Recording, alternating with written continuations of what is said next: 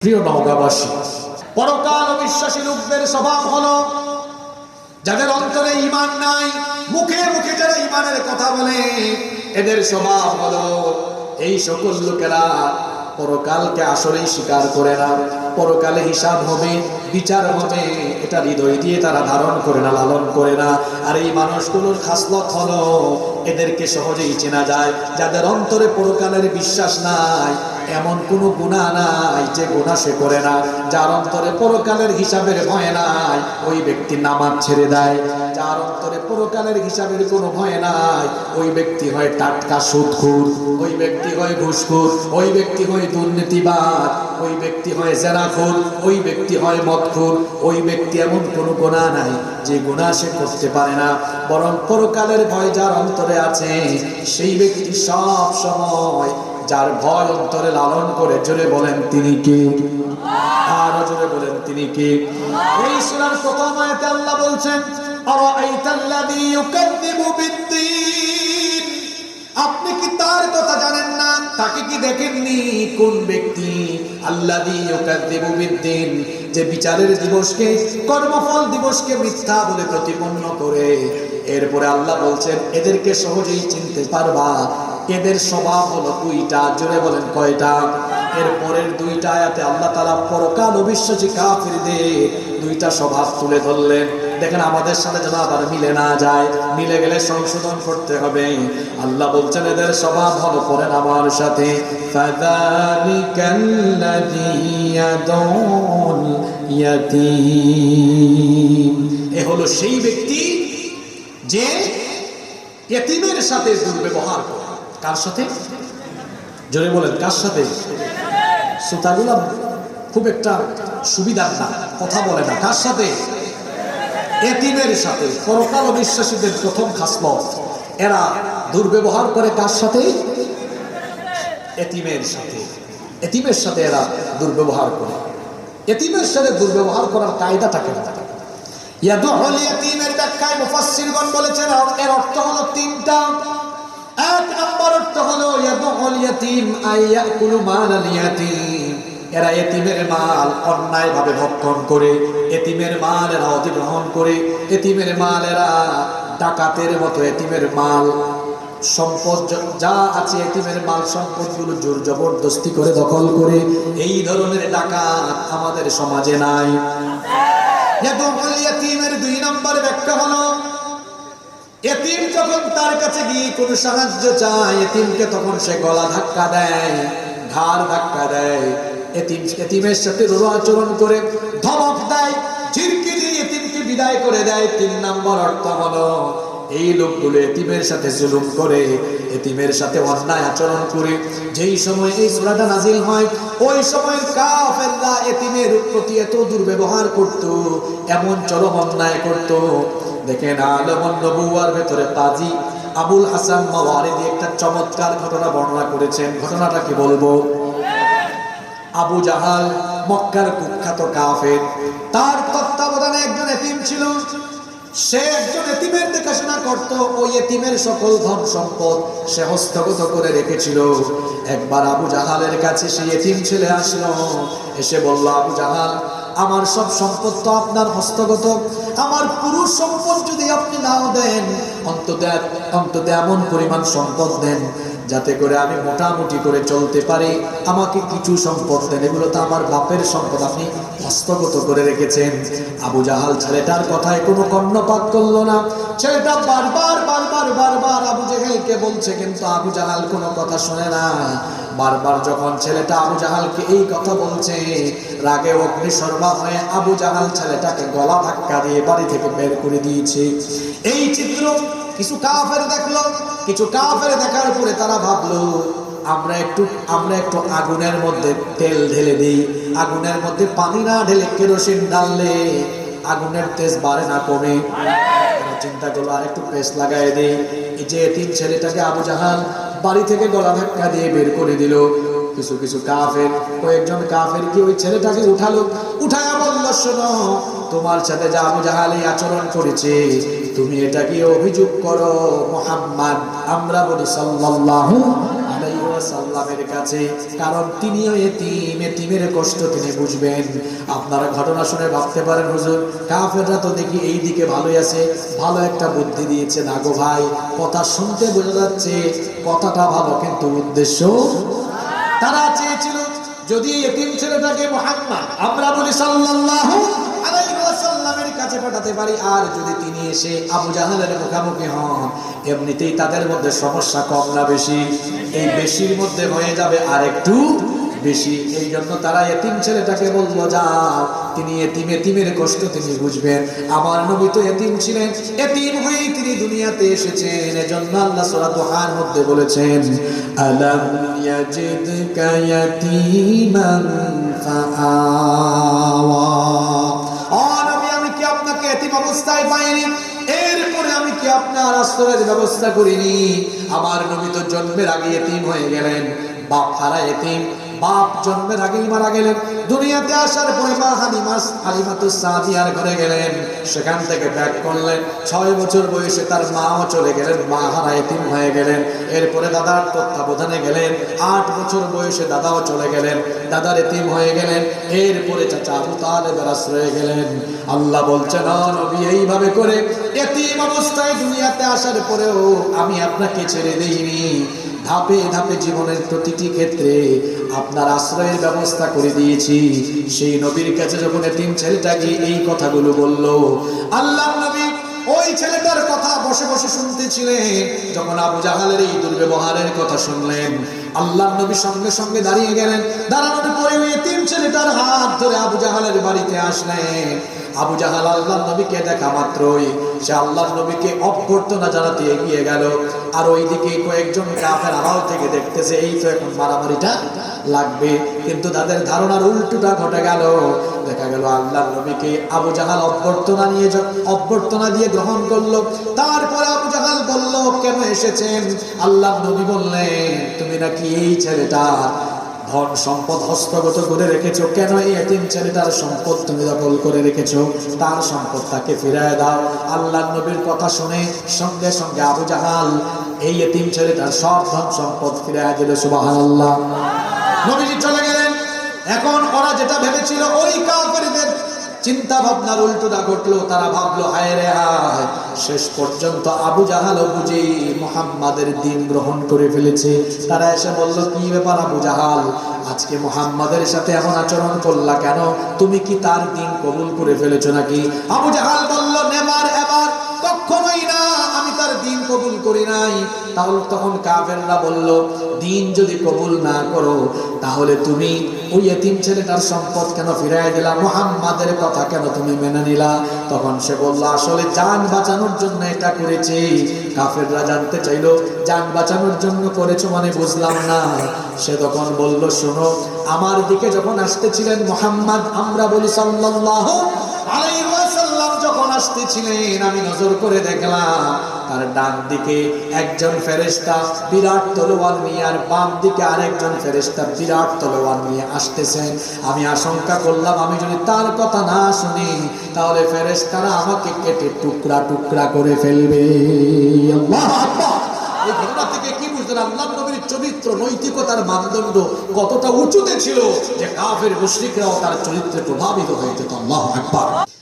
আল্লাহ তাআলা বলছেন, আরাআইতাল্লাযী ইউকাযযিবু বিদ্দীন, আরাআইতা, আপনি কি দেখেননি?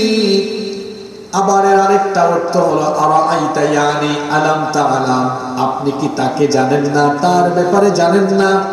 দুই রকমের অর্থ করা যায়। আপনি কি তাকে দেখেননি, অথবা আপনি কি তার ব্যাপারে জানেন না।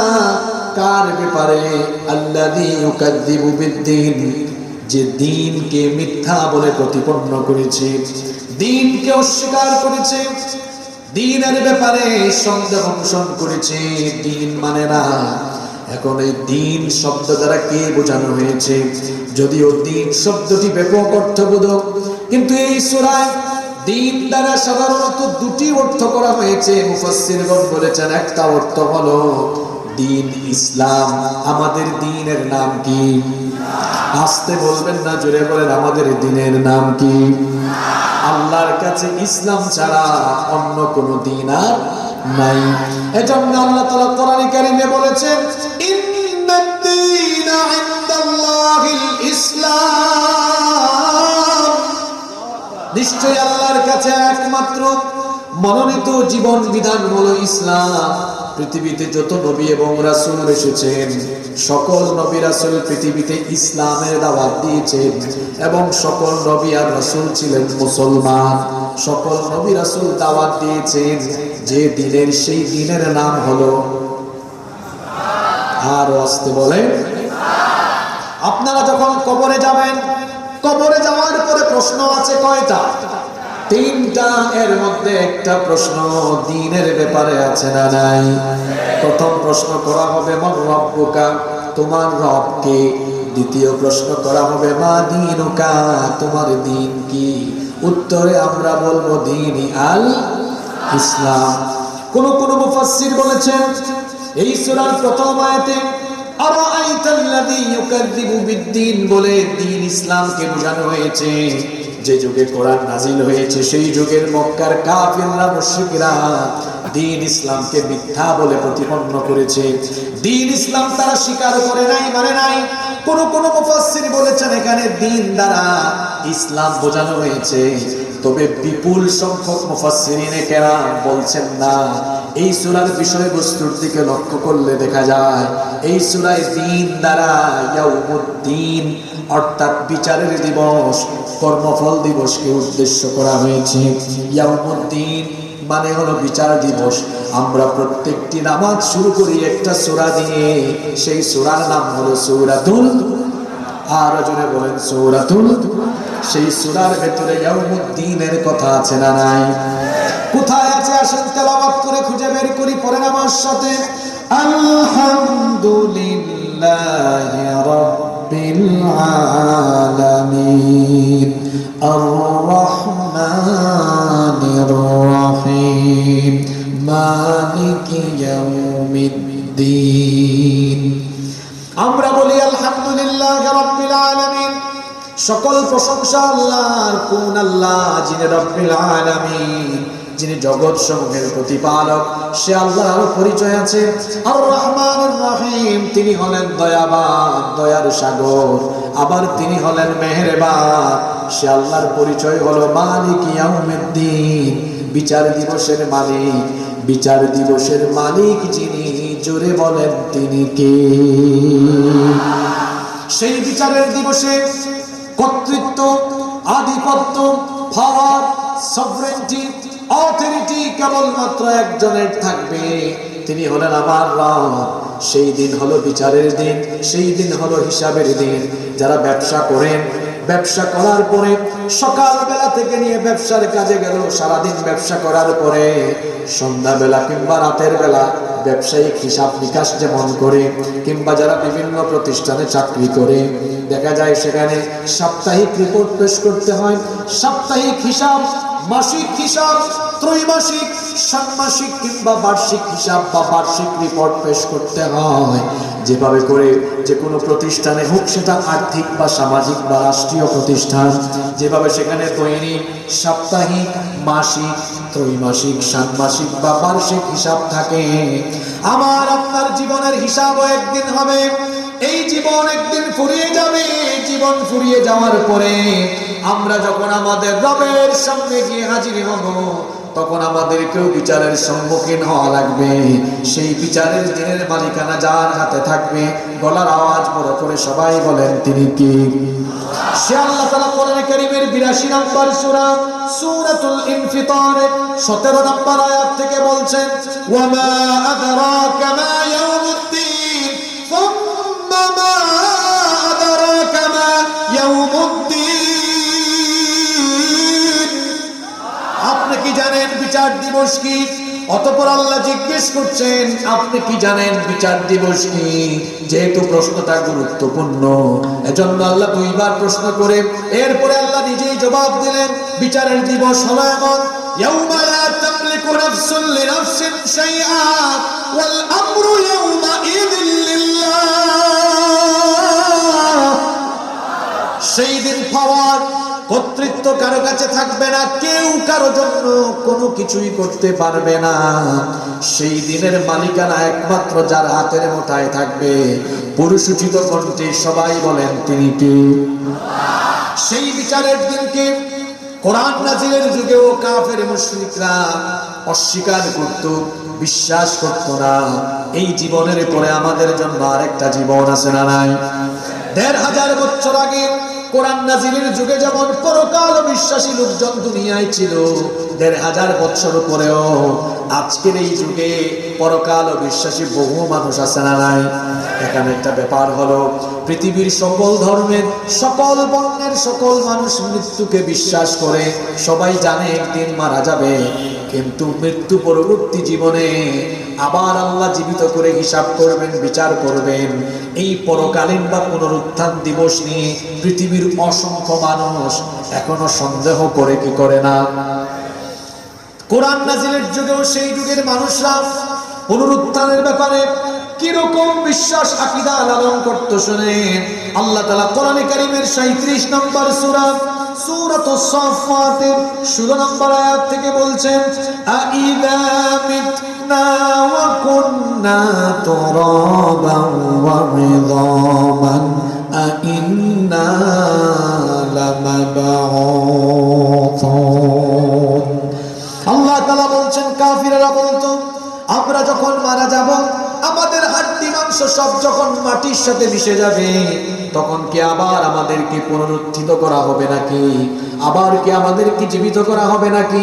আও আবাউনাল আউয়ালুন, এমনকি আমাদের পিতৃপুরুষ পূর্বপুরুষদেরকেও কি আবার জীবিত করা হবে নাকি? এটা কেমনে সম্ভব? মানুষ মারা যাবে, হাড্ডি মাংস গলে যাবে, পচে যাবে, ক্ষয় হয়ে যাবে, লয় হয়ে যাবে, কিভাবে আবার এগুলোকে জীবিত করা হবে? আশ্চর্য হয়ে যেত তারা। আল্লাহর নবীকে বলতো এটা কিভাবে সম্ভব? তারা যখন সন্দেহ করত, সন্দেহ করে বলতো আসলেই কি আমরা আর আমাদের পূর্বপুরুষরা পুনরায় আবার জীবিত হব কিনা? আল্লাহ তার নবীকে জবাব শিখিয়ে দিলেন, ও নবী, কাফিরদেরকে আপনি জবাব দেন, কুল নাআম ওয়া আনতুম দাখিরুন। হ্যাঁ, তোমরা এবং তোমাদের পূর্বপুরুষরা মারা যাওয়ার পরে আবার তোমাদেরকে জীবিত করা হবে। আর তোমরা যারা পরকালকে অবিশ্বাস করো, পরকালকে মিথ্যা মনে করো, তখন তোমরা। আমি আজ আপনাদের সামনে এমন একটি সূরা তেলাওয়াত করলাম, যে সূরাটি আপনাদের প্রায় সকলেরই ঠোঁটের আগায় মুখস্থ আছে। এই সূরাটি আপনাদের অনেকেই জানা, এমনকি ছোট্ট বাচ্চারাও এটা মুখস্থ করে ফেলেছে। যে সূরাটি আমি তেলাওয়াত করেছি, এই সূরাটির নাম হলো সূরাতুল মাউন। কথা বুঝে থাকলে সবাই বলেন, সূরাটার নাম হলো সূরাতুল মাউন। হোয়াটস দ্য মিনিং অফ মাউন? মা মা'নাল মাউন? মাউন শব্দের অর্থ কি?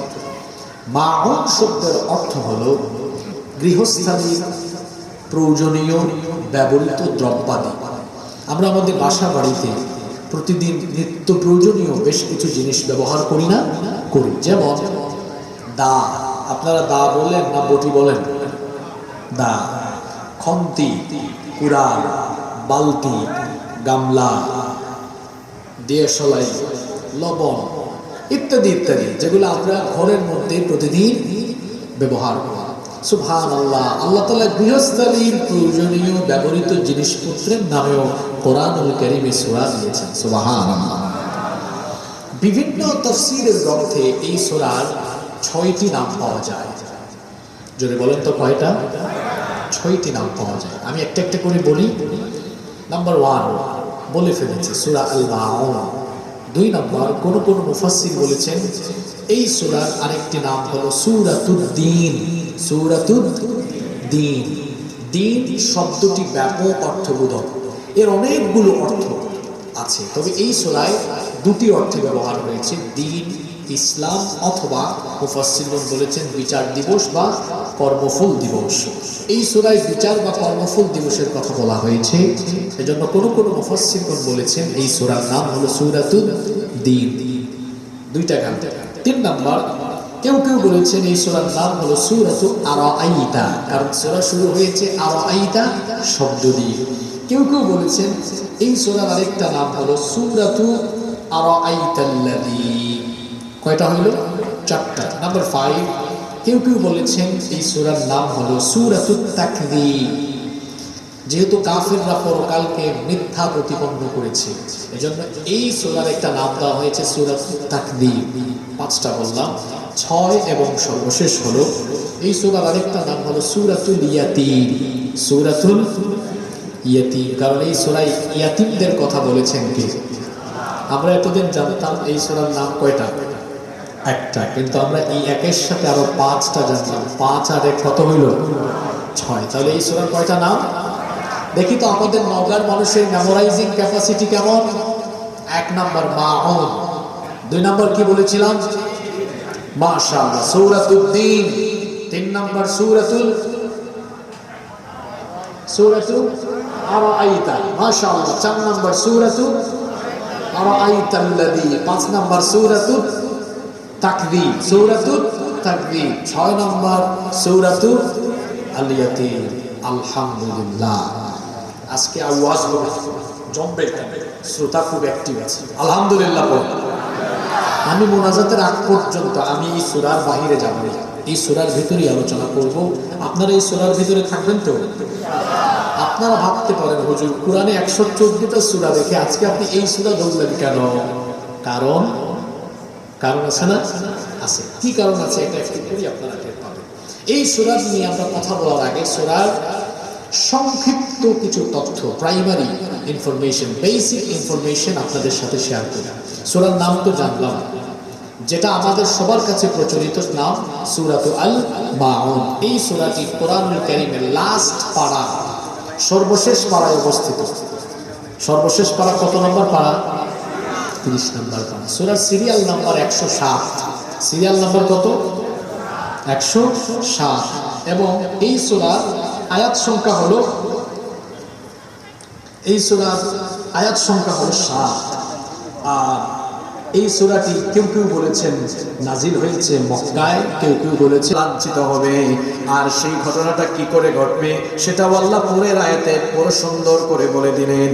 আল্লাহ তাআলা বললেন ফাইন্নামা হিয়া যাজারাতুন ওয়াহিদা ফাইদা হুম ইয়ানযুরুন।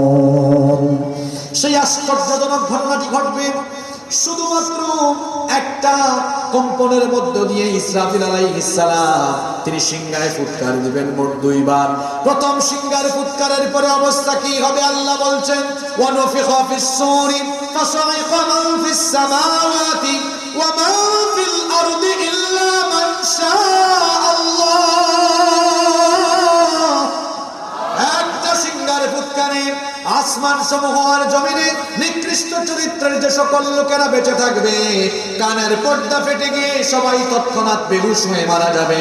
মহাবিশ্বের সবকিছু লন্ডভন্ড চূর্ণ বিচূর্ণ মেসাকার হয়ে যাবে, সবকিছু ধ্বংস হয়ে যাবে।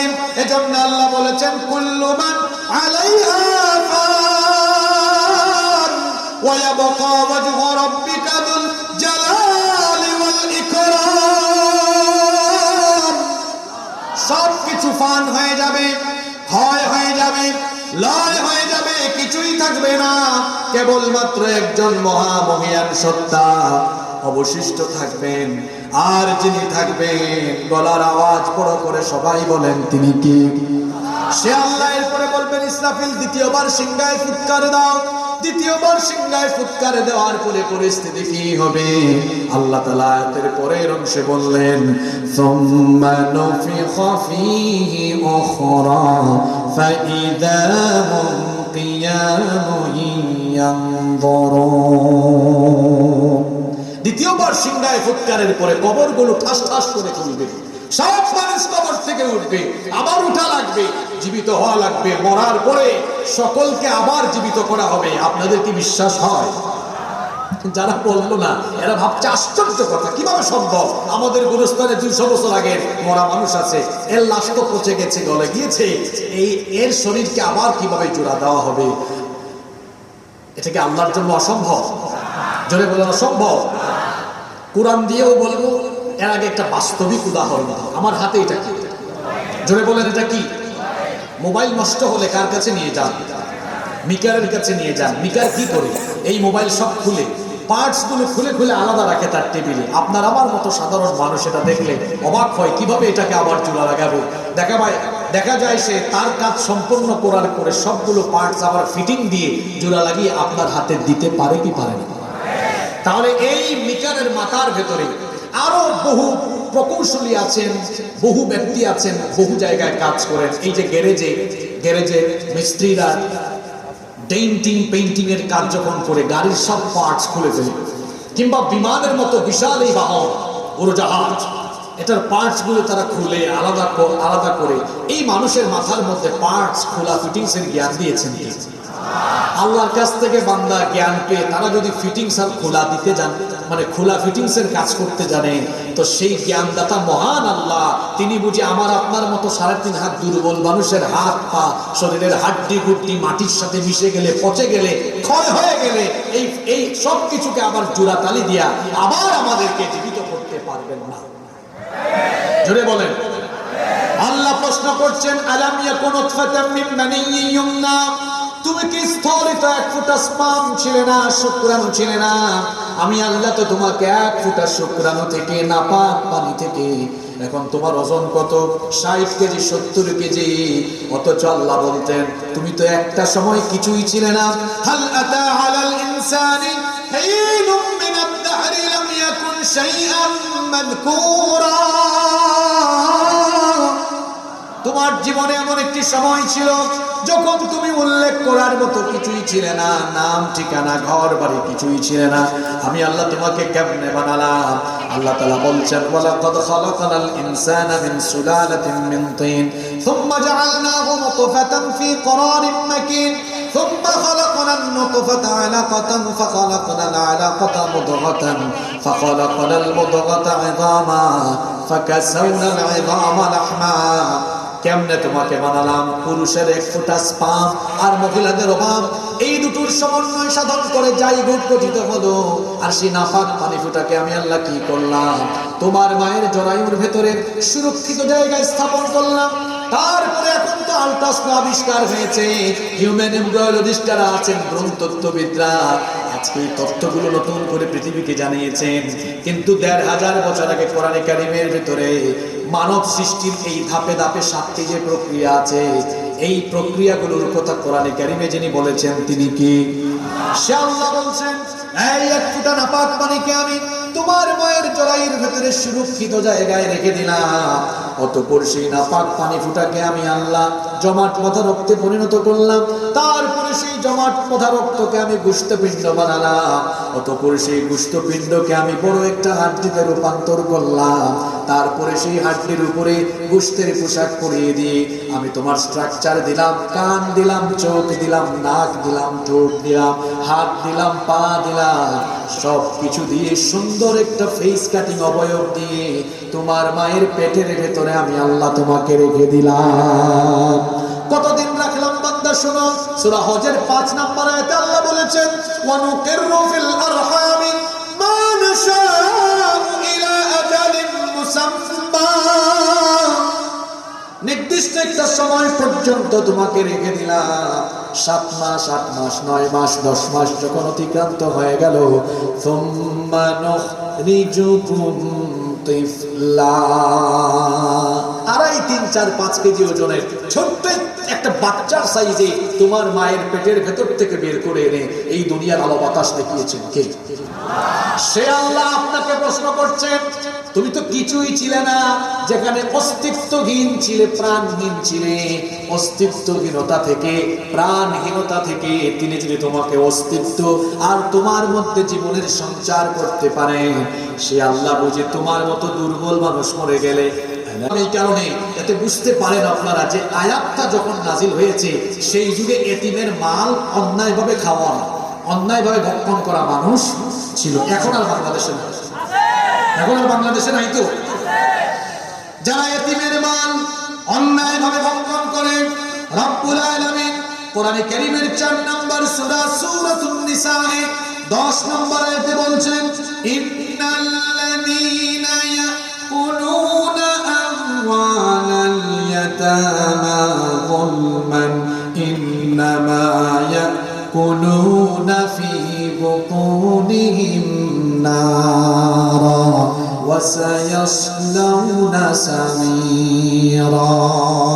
নিশ্চয়ই যারা অন্যায়ভাবে এতিমের মাল পেটে ঢুকায় তারা অন্যায়ভাবে এতিমের মাল পেটে ঢুকায় না, বরং তাদের পেটের ভিতরে জাহান্নামের আগুন ঢুকায়। এতিমের মাল যারা আত্মসাৎ করে এরা তাদের পেটের ভিতরে কি ঢুকায়?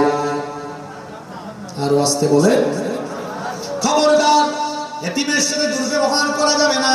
আল্লাহ কোরআনে বলেছেন ফাআম্মাল ইয়াতীমা ফালা তাকহার, এতিমের সাথে কখনো রূঢ় আচরণ করবেন না, এতিমের সাথে খারাপ আচরণ করবেন না। যে নবী নিজে এতিম ছিলেন সেই নবীকে আল্লাহ বলছেন, ও নবী এতিমের সাথে কখনো দুর্ব্যবহার করবেন না, এতিমের সাথে কখনো কোনো খারাপ আচরণ করবেন।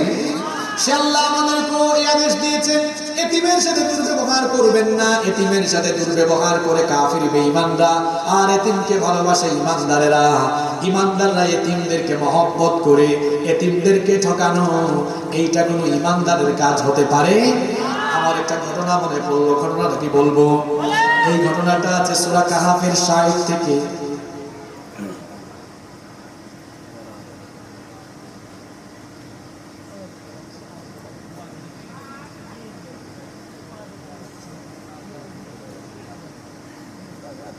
মাহফিল কমিটি আপনাদের কাছে একটু আর্থিকভাবে সহযোগিতা চেয়েছে।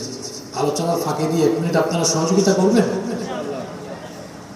আওয়াজ তো ছোট, কোন জায়গা দিয়ে আসলাম আল্লাহ জানে। কোথায় আসছে আমি নিজেও জানি না। ভাই আজকে সবাই রাজি আছেন? তো হাত তুলেন তো, কারা কারা রাজি আছেন? মাশাআল্লাহ, আমিও ঠেকছি আর কি। আজকে একটু ব্যাগ নিয়ে ঢুকতেছে, হাত তুলা নামায় নামায় পকেটে ঢুকান। আসার সময় বিরাট বড় বাজার দেখছি, বাজারে কেমন মানুষ আছে আমি জানি না। একটু জিকির কর।